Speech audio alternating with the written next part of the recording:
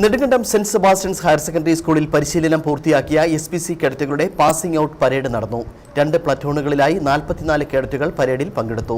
ചടങ്ങിൽ MP ഡീൻ കുര്യാക്കോസ് മുഖ്യാതിഥിയായി പങ്കെടുത്തു. സ്കൂളിലെ 2023-2025 ബാച്ചിന്റെ പാസിംഗ് ഔട്ട് ആണ് നടന്നത്. 2 പ്ലാറ്റൂണുകളിലായി 44 കേഡറ്റുകൾ പരേഡിൽ പങ്കെടുത്തു. പരേഡിന് കുമാരി ബിയ KJ, മാസ്റ്റർ അലൻ ജോഷ എന്നിവർ നേതൃത്വം നൽകി.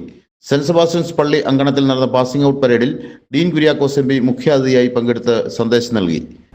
ഭരണഘടനയുടെ 75ാമത് വാർഷികം ആചരിക്കുന്ന ഒരു സന്ദർഭം കൂടിയാണ്. തീർച്ചയായിട്ടും നിയമവാഴ്ച ഉറപ്പുവരുത്തിയിട്ടുള്ള ഒരു രാജ്യമാണ് India.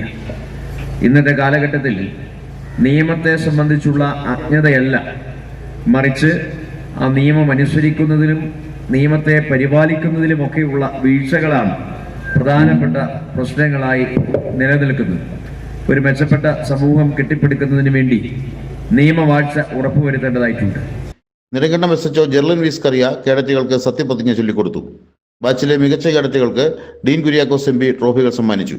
School manager father James Shouryamkuzhi, assistant manager father Thomas Karivelikkal, principal father John Chenanchirayil, headmaster Babu Mathew, Kattappana sub division ANO Abdul Razak തുടങ്ങിയവർ കേഡറ്റുകളുടെ സല്യൂട്ട് സ്വീകരിച്ചു.